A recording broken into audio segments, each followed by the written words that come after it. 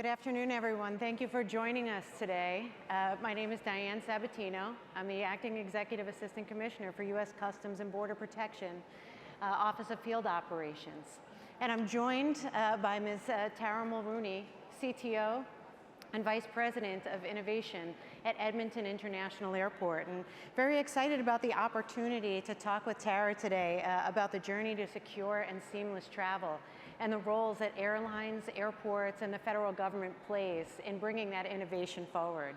But Tara, again, thank you. Thank you for joining me here in Portugal, a lovely place to be able to catch up. But just wanted to start, with respect to U.S. Customs and Border Protection, as an agency charged with ensuring national security and being responsible for regulatory oversight, it's critical for us to partner with airports and airlines to be innovative and to leverage technology to really enhance the customer experience. Again, our starting point is security, but what we've seen is when we implement those security measures, customer facilitation is a significant byproduct of that. But how do you envision together, that we leverage technology to really accomplish our goals of security and facilitation? Well, thank you, Diane, for inviting me here today, and it's a great first question. I'll probably first talk about some of the pilots that are happening in Canada. So our Vancouver Airport is working with one of our major airlines under a pilot with Transport Canada, where they're piloting biometric entry at the check-in and at the boarding gates. And I think that it's great work and really commendable work, but there's a role to play to make sure that we build trust as we implement those things. You talk about, security first, but there's that balance of security and service. Some of the principles that I think we need to really apply to that are that idea of opting in or out. So yes, many folks will want to drive that efficiency and share that digital information to do that. However, it's important for us to remember that a biometric set of data cannot be reset with a password. Once it's out there, once it has been compromised, you can't get it back very easily. So really transparent communications about where we store the data, how we use the data, what the risks are, what the benefits are, and then that only use it for the purpose that it's intended. So I think that delicate balance of innovation, but ensuring that data security is in place as part of everything we do. No, thank you so much, and absolutely privacy.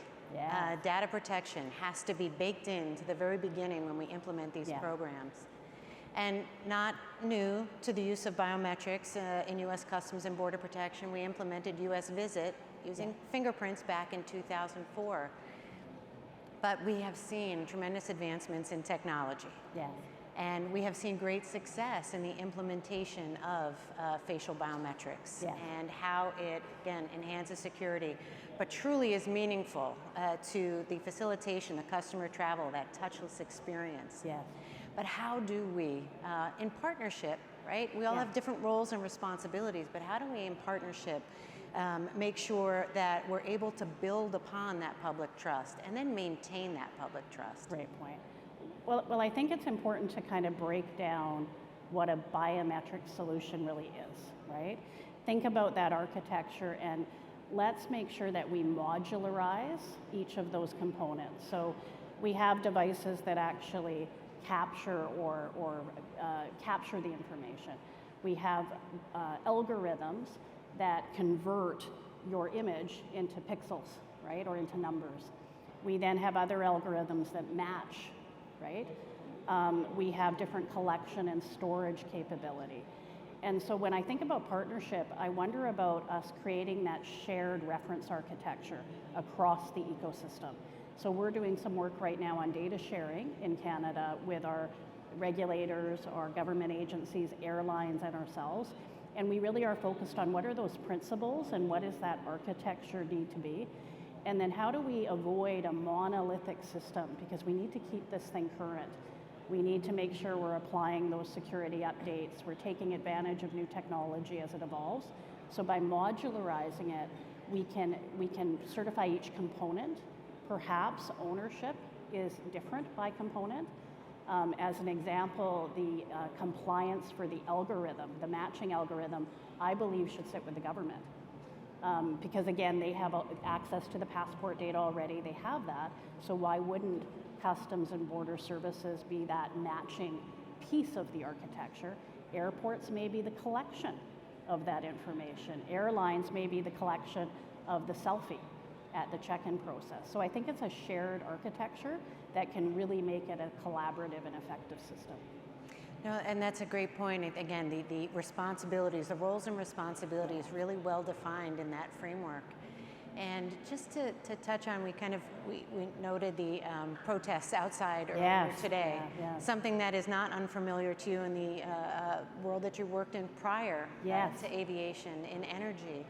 But the challenges that we see with the deployment and really the importance of maintaining that public trust is messaging.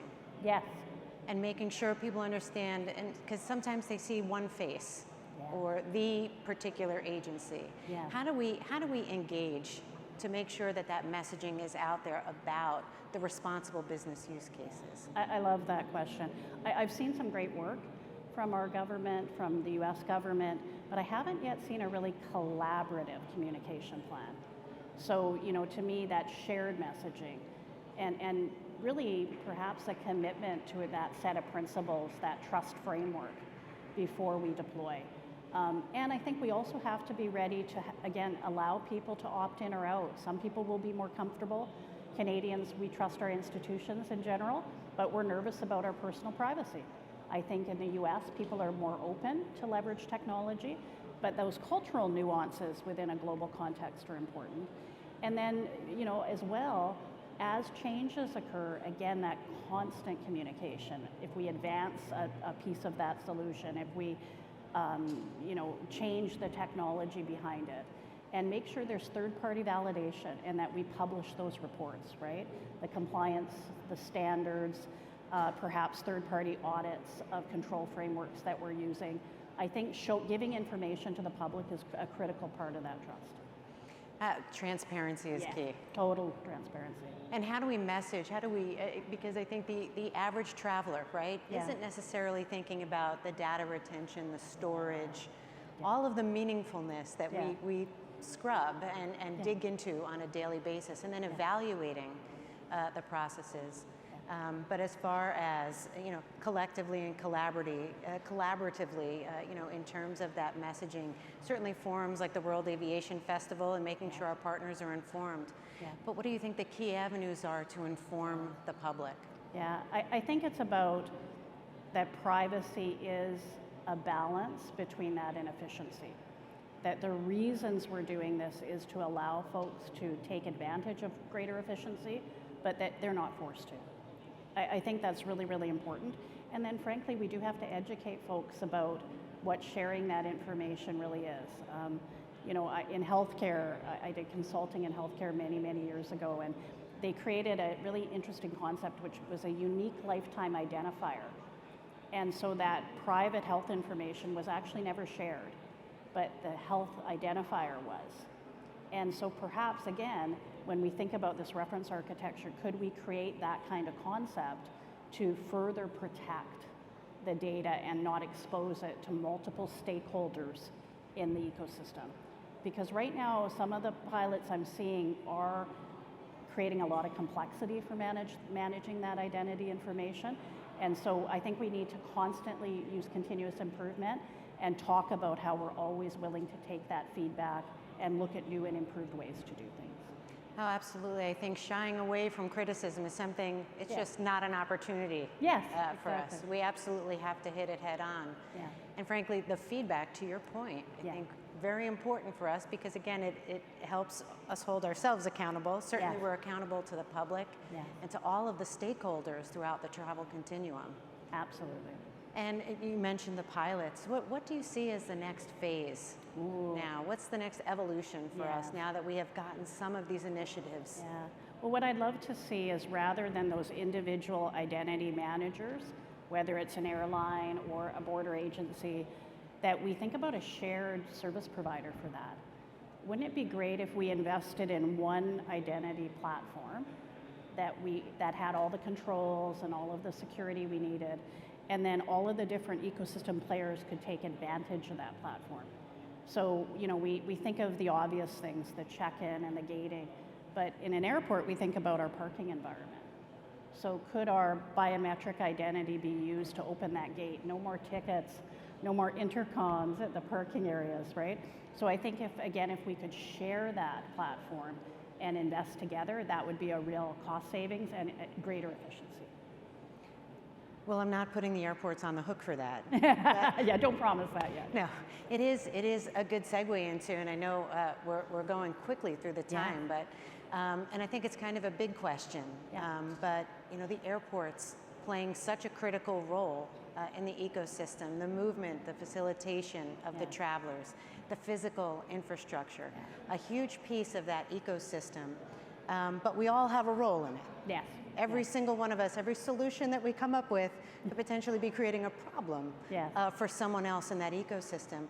But what do you see as the responsibility, I guess, in kind of the uniqueness, and maybe it's three parts, the airports, the airlines, and then the federal government in bringing that all together? It's a great question. I'll start with the federal government. Again, coming from a regulatory background myself, I think that compliance piece and frankly regulating the use of this, right? So ensuring that the algorithms don't have bias, don't discriminate, right, are fair. Ensuring that the systems that we use and that information that's stored is compliant. So sponsoring those third-party audits, just making sure that we can report and monitor on that is critical from a government perspective. When I think about airlines and airports, and I'm biased, of course, being from an airport, I think airlines are looking at that biometric to drive the revenue, the bottom line, and the efficiency, their turn times, the use of agents at gates and at counters, which is a really important market piece. But I think airports are really the advocate for the passenger because we support many airlines. We support ancillary services in those facilities. So I think our role might be actually to manage that collection so that it's one single point of collection, that we store it in a way that any airline can use that so that we don't disadvantage the smaller airlines in a marketplace. I think we should play a bit of an arbitration role. And I think it makes more sense because we have the physical facility to be the point where the passenger actually engages in the biometric process. So that's how I see the roles. No, I appreciate that. I think, and really having that framework, outlining those critical roles and responsibilities, and then ultimately, you know, sharing that framework, you know, to build upon. And again, we have to get to scale on some of these initiatives and tying that all together with that standardization. And having worked in the airport environment for the majority of my career, I see that partnership, that collaboration, it's the only way to be successful in our endeavors. But really, Tara, thank you so much for joining me this afternoon. We're going to be transitioning to talk about some of the initiatives that we have in U.S. Customs and Border Protection, and then talking to some of the technical experts and you know, who bring their experience for the hands-on. But I think this is a great way to kick off this particular session. But anything before we close out that you want to add, or anything I didn't hit on that you'd like to discuss? No, I think we're really at that precipice, right, of that how do we innovate but protect? And I do think that this kind of forum and having this multidisciplinary opportunity to discuss these factors is really important. So thank you. I'm honored to be on the stage with you and to be part of the panel coming up. Great, Tara. Thank you so much.